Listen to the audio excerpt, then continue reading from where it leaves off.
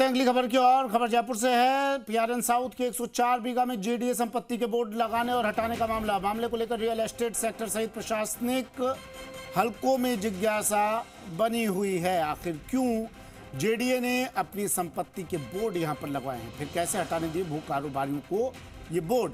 एक बार नहीं बल्कि दो बार जेडीए ने 104 बीघा पर अपनी संपत्ति के बोर्ड लगाए। जेडीए टीम लगातार जाती और भू कारोबारी उन बोर्ड्स को उखाड़ फेंकती।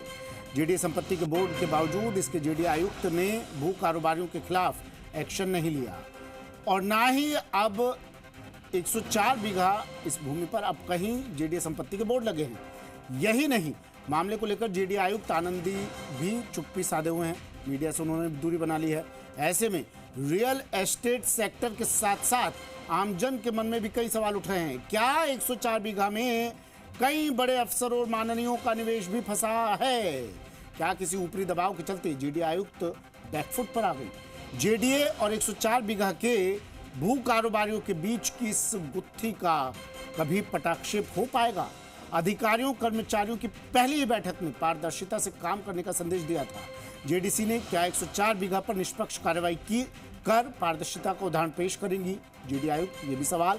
रियल एस्टेट सेक्टर के साथ साथ आमजन को अब इन सवाल के जवाबों का इंतजार है। मामले की सच्चाई जानने के लिए आमजन में भारी उत्सुकता बनी हुई है। राम सिंह राजावत मेरे सहयोगी फोन लाइन पर जुड़ गए हैं। राम सिंह, बोर्ड लगाए जाते हैं, हटा लिए जाते हैं, ये गुत्थी क्या है, ये पेच कहाँ फंसा हुआ है? सवाल जेडीए अधिकारियों पर, उंगली जेडीए अधिकारियों पर भी और कई बड़े अधिकारियों पर भी उठ रहा है। क्या उनका भी कोई इंटरफेयर है क्या इसमें?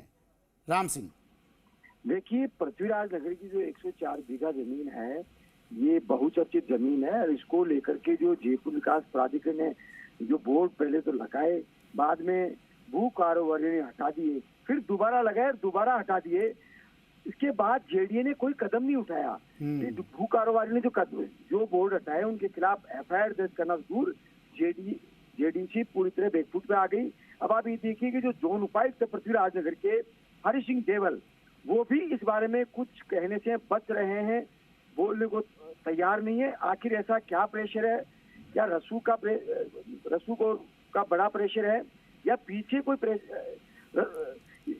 बड़े लोगों का जो हाथ है इसमें, या उनका बड़ा निवेश है, इसकी वजह से जेडीसी बैकफुट पे आई है? ये कई सवाल सोशल मीडिया पे भी पूछे जा रहे हैं कि आखिर जयपुर विकास प्राधिकरण इस महत्वपूर्ण मामले में इतना बैकफुट पे क्यों आया और भू कारोबारियों के खिलाफ कार्रवाई करने से जेडीए क्यों पीछे हट रहा है? ये बड़ा सवाल है। पीछे क्यों हट रहा है, लेकिन इस सवाल का जवाब तो राम सिंह इस खबर में ही मिल रहा है। और एक सवाल इस सवाल का जवाब दे रहा है कि क्या इसमें किसी बड़े नाम की संलिप्तता भी है क्या?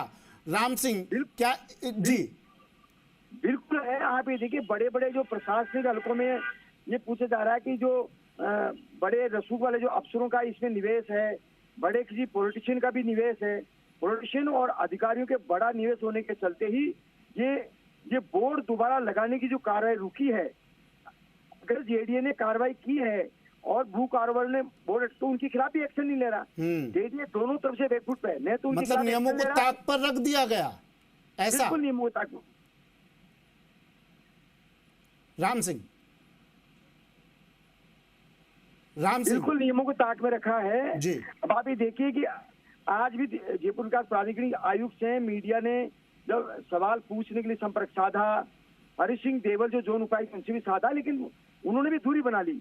वो इस बारे में कुछ बोलने को तैयार नहीं। उनको पता है कि मीडिया सवाल पूछेगा तो क्या जवाब देंगे, क्योंकि प्रेशर जो है, रसूख का जो प्रेशर है, बड़े जो अफसरों का जो निवेश है, इसमें 104 बीघा में आप ये देखिए कम से कम 5,000 करोड़ रुपए का ये मुद्दा है और उसमें लोगों के करोड़ों रुपए फंसे हुए हैं। इसी वजह से जयपुर विकास प्राधिकरण के आयुक्त हैं, वो किसी दबाव में है, इसलिए कोई कदम नहीं उठाए। तो लोग यही पूछ रहे हैं कि आखिर पारदर्शिता का पाठ पढ़ाने वाली जो जेडीसी पढ़ाती है कि पारदर्शिता अपनानी चाहिए, आखिर वो अब क्यों नहीं अपना रही है पारदर्शिता?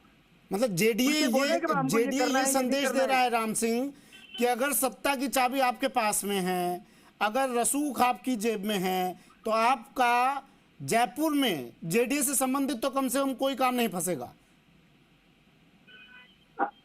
लोग सवाल ये भी कर रहे हैं कि जब जेडीसी ने ज्वाइन किया था तो पहली मीटिंग में कहा था अफसरों से कि पारदर्शिता अपनाई जाए हर कार्य में। लोगों को राहत पहुंचाने से लेकर के महत्वपूर्ण कार्यों में पारदर्शिता अपनाई जाए, लेकिन वो खुद अपारदर्शी हो रही हैं। वो खुद खुल के मीडिया से क्यों नहीं सवालों में जवाब दे रही है? इतने बड़े महत्वपूर्ण मामले में क्यों छिपाए रखना चाहती है? आखिर इस मामले के पीछे की सच्चाई क्या है? कार्रवाई को लेकर के भी छुपाना चाह रही, कोई एक्शन नहीं ले पा रही। ये कई सवाल है जो सोशल मीडिया और रियल एस्टेट सेक्टर में चर्चा का विषय बने हुए और भारी उत्सुकता है कि इस मामले के सच्चाई क्या है, आखिर क्यों जेडीए बैकफुट पर आया। जी मीडिया ने इस खबर को उठा दिया है प्रमुखता से। राम सिंह, आप कोशिश कीजिएगा, जेडीसी वैसे तो मीडिया के सामने नहीं आ रही हैं, बात हो सके उनसे जवाब रिएक्शन मिल सके। उनका शुक्रिया राम सिंह फिलहाल तमाम जानकारी के लिए।